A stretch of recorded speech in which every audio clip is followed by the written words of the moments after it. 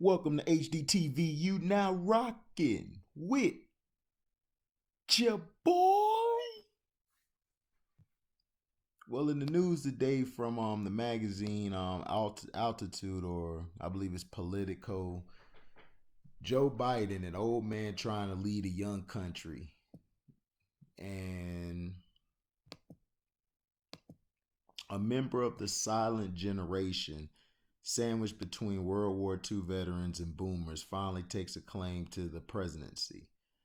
And this story is done by John F. Harris. It was published on August 20th of this year at 4:30 a.m. Eastern Time. Joseph R. Biden Jr. at the age of 77 years, 9 months, and 10 days has been alive for just a shade under 1/3 of the entire history of the United States as an independent nation. Sorry about that. One way to think about that is Biden really is quite old. Another way to think about that is the United States really is quite young. On August 20th, the day Biden will accept the Democratic nomination in his bid to become the oldest occupant of the White House, he would be 78 days older on his first day in office than Ronald Reagan was on his last. It is worth holding the subject up to the light from both angles. How old is Biden? Well, he is older than 94% of all living Americans and older than 96% of all people alive on the planet, according to demographic data compiled by the United Nations. He is already older than 27 presidents were when they died, including 14 years older than Franklin D. Roosevelt and 13 years older than Lyndon B. Johnson. When Biden arrived in the United States Senate at age 30 on January 3rd, 1973, he joined 6 senators who were born in the late 1800s. Of those 100 people, all of them men and only one non-white, he is one of just 13 who are still alive today. If he wins in November, he will be the only person to be president representing that historical scene between the greatest generation that fought World War II and the baby boom generation that has dominated national politics since the early 1990s. Biden's comparatively advanced age, however, is a useful lens for viewing the comparative youth of the country he hopes to lead. The life of a single person can bridge historical eras that seem more distant than they really are. Excuse me. There are 329 million Americans alive now, and there are approximately 155 million Americans who have died since he was born on November 20th, 1942.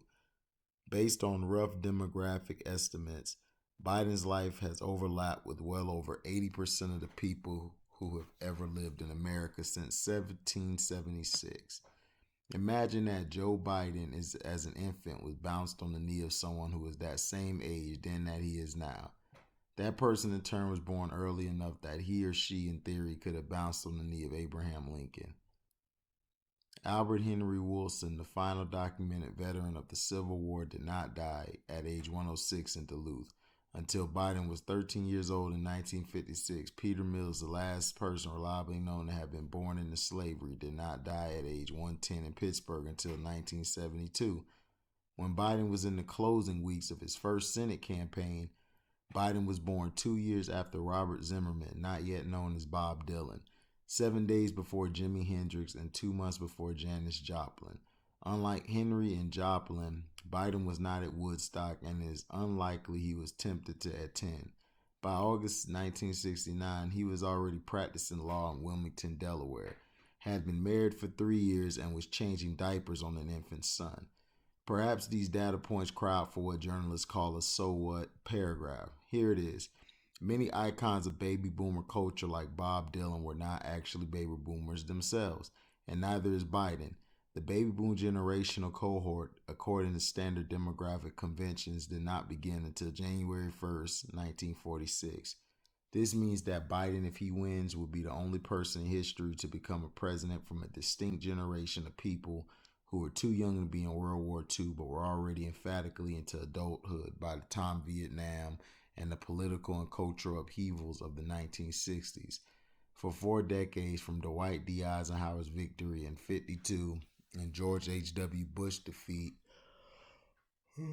excuse me, and George H.W. Bush's defeat in 92, the presidency was occupied by 8 men who had all in different capacities served in the military during World War II. After Bill Clinton's victory in 92, the White House has been held by 4 baby boomers, none of whom had full-time military service. Obama, born in 61, was only 11 when the U.S. military involvement ended in Vietnam, and likely has only loose identification with older boomers. Until earlier this year, when Biden and Bernie Sanders, born 3 months before Pearl Harbor in 41, were the last candidates standing for the Democratic nomination, it looked virtually certain the presidency would skip an entire generation. In one sense, these generational boundaries are sociological concepts.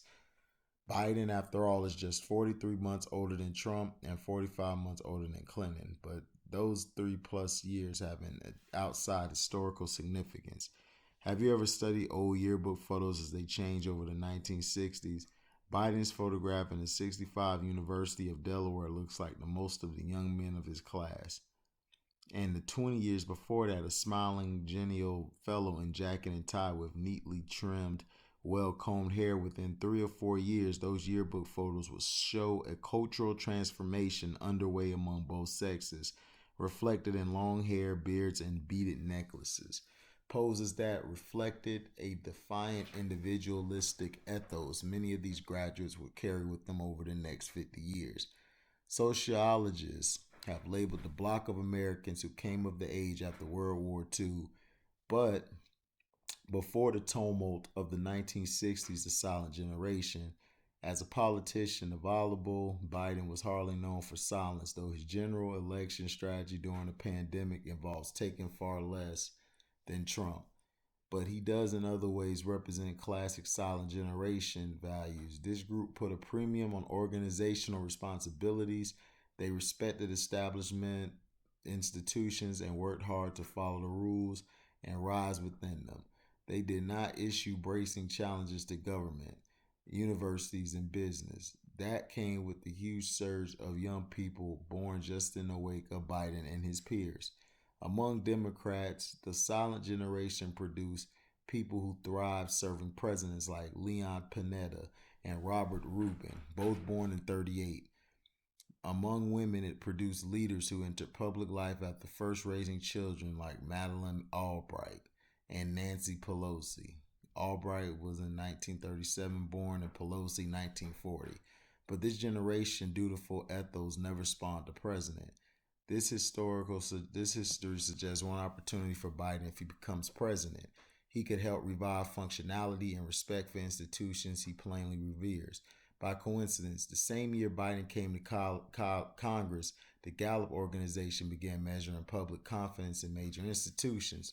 Over nearly 5 decades, nearly every institution, especially Congress and the presidency, has seen its standing with the public dramatically erode. The hazard is that Biden's values will seem irrelevant or ineffectual in a political culture gravitating to young leaders like Alexandria Ocasio-Cortez, who shot to fame by defying institutional traditions and harnessing social media.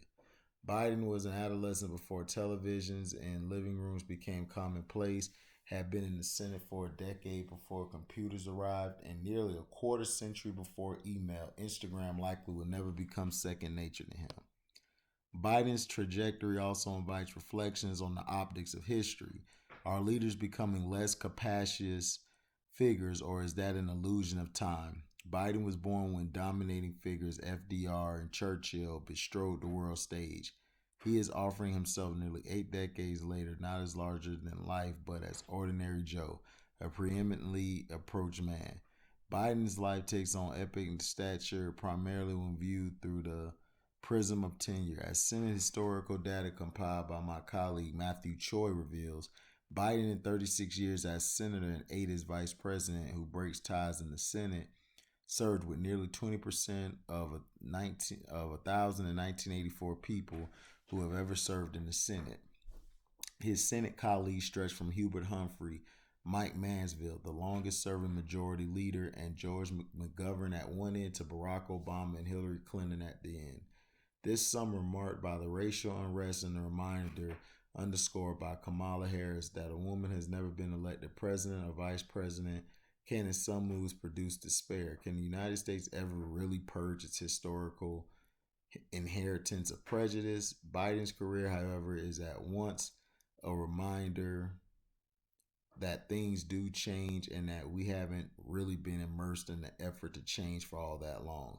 Nancy Landon Kassebaum, the Kansas Republican who was the first woman elected to a full Senate term without having a husband who previously served in Congress, didn't join Biden in the Senate until he had been there for 5 years.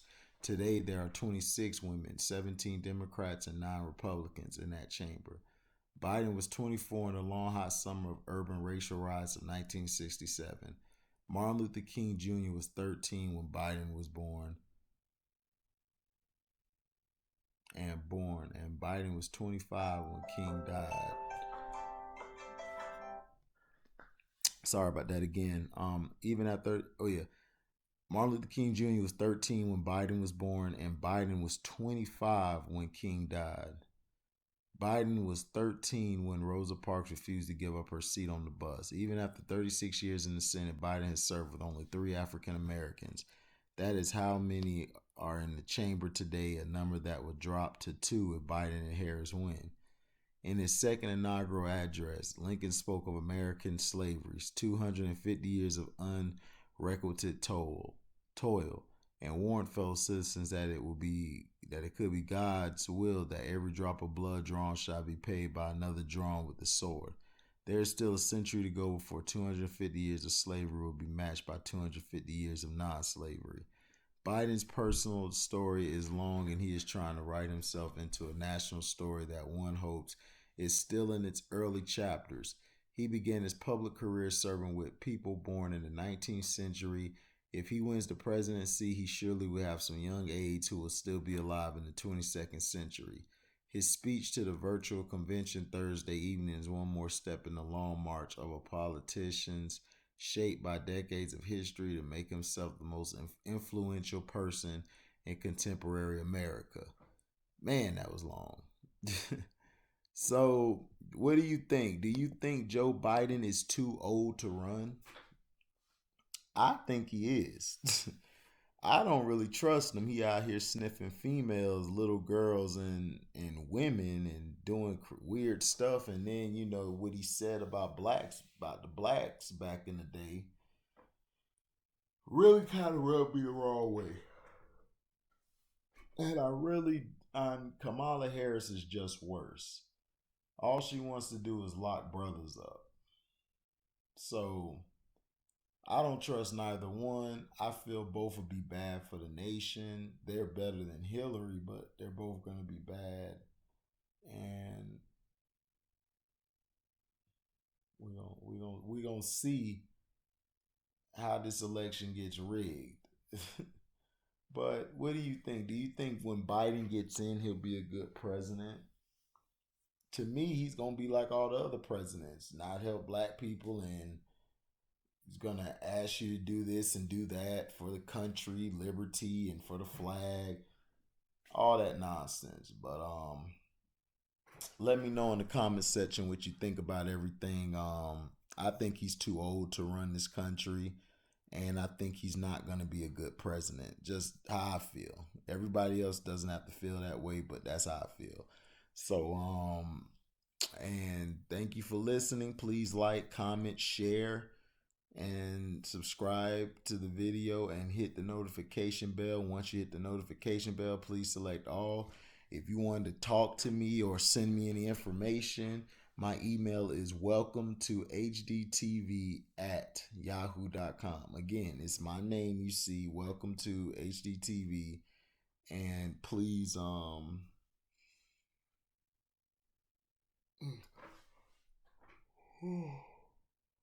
we're tired. And please put down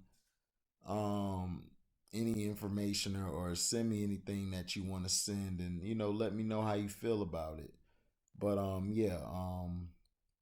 welcome to HDTV@yahoo.com if you want to holla at me. and continue listening. I'm gonna do a review of the week of basketball.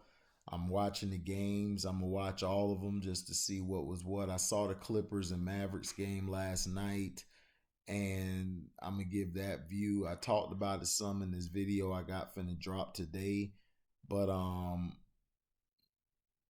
he did his part. So we'll see what's up. Thank you again for listening, and we out. Live boy.